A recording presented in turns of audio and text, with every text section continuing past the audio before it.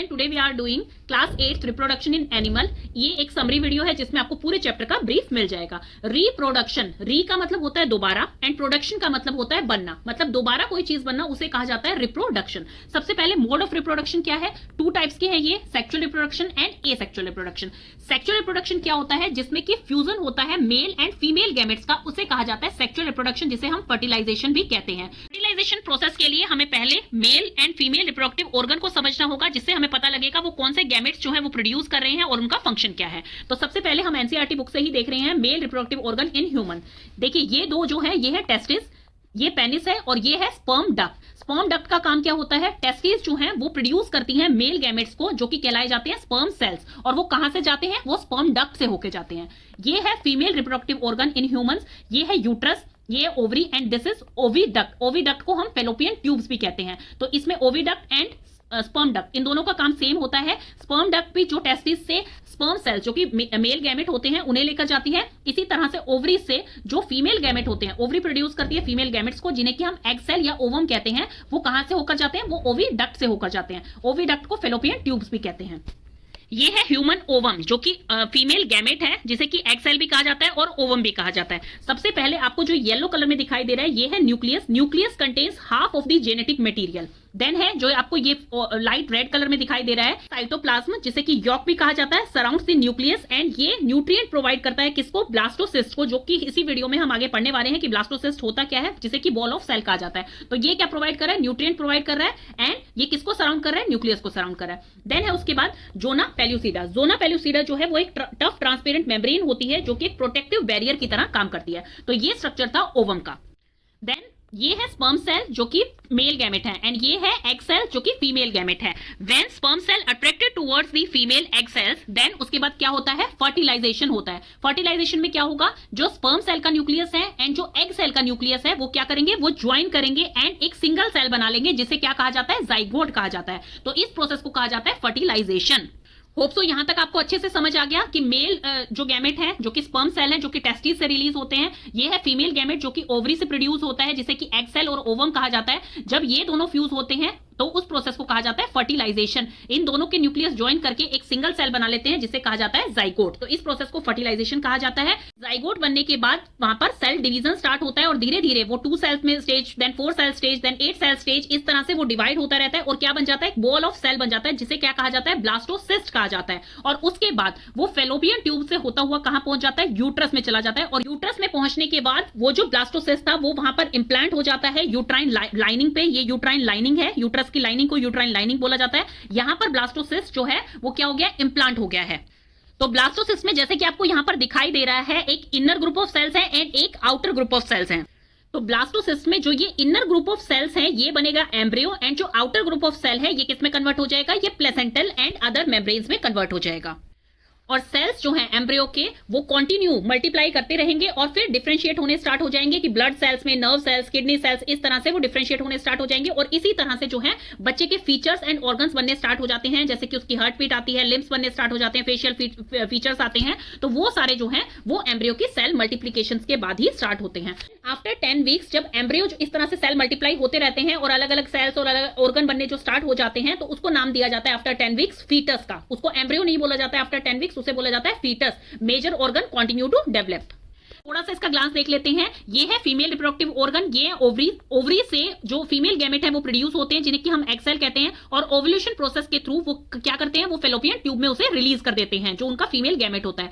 Then वहां पर वो स्पर्म सेल से अगर फ्यूज होता है तो उसे कहा जाता है फर्टिलाइजेशन प्रोसेस। यहां पर ये स्पर्म सेल से फ्यूज हो गया, ये स्पर्म सेल दिखा रखे हैं जो ब्लैक कलर में दिखा रखे हैं। इससे फ्यूज होने के बाद जो स्पर्म सेल का न्यूक्लियस था और जो एग सेल का न्यूक्लियस था, वो दोनों एक सिंगल सेल बना लेते हैं, जिसे कहा जाता है जाइगोट। और जाइगोट अभी कहां पे है? ये अभी ओविडक्ट, जो कि फेलोपियन ट्यूब है, उसी में है। देन उसके बाद इसकी सेल डिवीजन स्टार्ट होती है, वो 2 स्टेज में, 4 स्टेज में एंड 8 स्टेज में जब पहुंच जाती है, तो उसके बाद फेलोपियन ट्यूब से होते हुए वो कहां पहुंच जाती है? बॉल ऑफ सेल, जिसे कि ब्लास्टोसिस्ट कहा जाता है, वो पहुंच जाती है यूट्रस में, और यूट्राइन लाइनिंग पर जाकर वो इंप्लांट हो जाती है। देन उसके बाद उसे क्या कहा जाता है? जो ब्लास्टोसिस्ट की इनर ग्रुप ऑफ सेल है उसे एम्ब्रियो कहा जाता है, और आउटर ग्रुप ऑफ सेल क्या बन जाता है? प्लेसेंटा बन जाता है, और अदर मेम्ब्रेन्स बन जाती हैं। एम्ब्रियो को आफ्टर 10 वीक्स जब उसके ऑर्गन्स जो है अभी डेवलप हो रहे हैं, जो मेजर ऑर्गन है, लेकिन वो स्टार्ट हो चुके हैं बनने, तो उसे कहा जाता है फीटस। तो ये आपका प्रोसेस था फर्टिलाइजेशन का। तो आपको ये अच्छे से समझ आ गया होगा कि फर्टिलाइजेशन में जाइगोट बनता है, देन एम्ब्रियो बनता है जो कि इम्प्लांट हो जाता है यूट्राइन लाइनिंग पे जाके, कहा जाता है उसे आफ्टर 10 वीक्स जब major organ continue to develop. अब है इंटरनल फर्टिलाइजेशन और एक्सटर्नल फर्टिलाइजेशन। इंटरनल फर्टिलाइजेशन का मतलब क्या होता है स्टूडेंट? तो इंटरनल फर्टिलाइजेशन होती है जो fertilisation inside the female body के अंदर होती है, उसे इंटरनल फर्टिलाइजेशन कहा जाता है। जैसे कि ह्यूमंस हो गए इसके एग्जांपल, काउ, डॉग, हैंस, ये सब इसके एग्जांपल हैं। एक्सटर्नल फर्टिलाइजेशन क्या होती है? जिसमें फर्टिलाइजेशन आउटसाइड दी बॉडी होती है, मतलब फीमेल गैमेट्स और मेल गैमेट्स जो हैं वो फ्यूज हो जाते हैं आउटसाइड दी फीमेल बॉडी। जैसे कि इसके एग्जांपल हो गए हैं फिश एंड स्टारफिश। उसमें क्या होता है, एग्स वो कहां देती हैं? पानी के अंदर देती हैं, और वहीं पर ऊपर क्या डिपॉजिट हो जाता है? स्पर्म सेल्स डिपॉजिट हो जाते हैं जो कि मेल गैमेट्स होते हैं। देन उसके बाद वो फर्टिलाइज करते हैं आउटसाइड दी फीमेल बॉडी, उसे कहा जाता है एक्सटर्नल फर्टिलाइजेशन। इसके एग्जांपल हैं फिश एंड स्टारफिश। देन एक टर्म आपने सुनी होगी IVF, इन विट्रो फर्टिलाइजेशन। इसमें क्या होती है? Fertilisation outside the body. इसमें क्या होता है, 1 वीक तक, जब तक वो जाइगोट बनता है 1 वीक तक, तो उसको फर्टिलाइज करके और एक ट्यूब में रखा जाता है, इसीलिए इसे टेस्ट ट्यूब बेबी भी कहा जाता है। एंड आफ्टर दैट, जाइगोट बनने के बाद दैट उसे प्लेस कर दिया जाता है मदर के यूट्रस के अंदर, और इस तरह के बेबीज को कहा जाता है टेस्ट ट्यूब बेबी। इसका ये मतलब नहीं है कि वो बेबीज टेस्ट ट्यूब में ग्रो करते हैं, नहीं, वो मदर के वोम में ही ग्रो करते हैं, यूट्रस में ही ग्रो करते हैं, बट जो उनकी फर्टिलाइजेशन होती है वो आउटसाइड होती है, टेस्ट ट्यूब्स में होती है, एंड आफ्टर दैट उसको मदर के यूट्रस में प्लेस कर दिया जाता है। तो इसे कहा जाता है टेस्ट ट्यूब बेबी या IVF, in vitro fertilization. Viviparous and oviparous दोनों इंटरनल फर्टिलाइजेशन होती है इसमें, लेकिन डिफरेंस क्या है? विविपेरस जो है वो एनिमल्स जो कि अपने यंग वंस को बर्थ देते हैं उन्हें कहा जाता है विविपेरस। एंड ओविपेरस क्या है? ये भी इंटरनल फर्टिलाइजेशन है, बट ये एनिमल्स एग देते हैं। ये इंटरनल फर्टिलाइजेशन तो हो रही है, लेकिन डेवलपमेंट ऑफ बेबी जो है वो आउटसाइड हो रही है। मतलब इस तरह नहीं है जैसे विविपेरस में जो कि अपने यंग वंस को डायरेक्ट बर्थ दे रहे हैं, इसमें ये एग्स दे रहे हैं और बेबी की डेवलपमेंट जो है वो आउटसाइड हो रही है, इनसाइड नहीं हो रही है। देन आती है मेटामॉर्फोसिस। मेटामॉर्फोसिस देखिए, एक टर्म होती है डायरेक्ट डेवलपमेंट और एक होती है इनडायरेक्ट डेवलपमेंट। डायरेक्ट डेवलपमेंट मतलब जैसे कि उसमें एग्जांपल है ह्यूमन, जैसे कि उनका जो बेबी होगा वो ह्यूमंस की तरह ही दिखेगा, मतलब ह्यूमन का जो बेबी है वो ह्यूमंस की तरह ही दिख रहा है। लेकिन इनडायरेक्ट डेवलपमेंट में क्या होता है कि कुछ यंग वंस ऐसे होते हैं जो कि अपने एडल्ट से बिल्कुल डिफरेंट दिखते हैं। इसमें एग्जांपल है फ्रॉग, जैसे कि ये आप देख पा रहे हैं जो कि लाइफ साइकिल ऑफ फ्रॉग है। ये है फ्रॉग और ये टेडपोल है जो कि अपने एडल्ट की तरह बिल्कुल भी नहीं दिख रहा है, जो उनका यंग वन है वो एडल्ट की तरह नहीं दिख रहा है, तो इसे कहा जाता है इनडायरेक्ट डेवलपमेंट। अब हम देखते हैं मेटामॉर्फोसिस टर्म होती है। मेटामॉर्फोसिस का मतलब क्या होता है? ट्रांसफॉर्मेशन होना, मतलब लार्वा स्टेज से एडल्ट फॉर्म में जाना, उसमें जो भी ड्रास्टिक चेंजेस होते हैं उसे कहा जाता है मेटामॉर्फोसिस। यहां पर एग्जांपल मेटामॉर्फोसिस में दे रखा है फ्रॉग का। ये एडल्ट फ्रॉग है, देन इनके एग्स हैं, देन उसके बाद एम्ब्रियो स्टेज आई है, एम्ब्रियो के बाद टेडपोल में कन्वर्ट हो गया है वो, ये है अर्ली टेडपोल। ये कैसा दिख रहा है? लुक्स लाइक फिश, ये फिश की तरह दिखता है जिसकी टेल्स भी होती है और गिल्स भी होती है, जैसा कि अभी हमने पढ़ा था इनडायरेक्ट डेवलपमेंट में। देन ये क्या ईट करता है? एल्गी खाता है एंड प्लांट्स को खाता है। डेवलप लंग्स एंड लेग्स, फिर धीरे धीरे इसके लंग्स डेवलप होने स्टार्ट हो जाते हैं और टेल की बजाय इसके लेग्स बनने स्टार्ट हो जाते हैं। यंग फ्रॉग जो होता है उसकी टेल शॉर्टन हो जाती है, एब्जॉर्ब हो जाती है बॉडी के अंदर ही, और डेवलप हो जाते हैं उसके फ्रंट लेग्स। देन उसके बाद वो धीरे धीरे कन्वर्ट किसमें हो जाता है? एडल्ट फ्रॉग में होता है। इसी साइकिल को हम क्या कह रहे हैं? मेटामॉर्फोसिस कह रहे हैं, कि जो मेजर चेंजेस आते हैं फॉर्म में और स्ट्रक्चर में डेवलपमेंट के थ्रू लार्वा स्टेज से एडल्ट स्टेज तक, उस प्रोसेस को बोला जाता है मेटामॉर्फोसिस।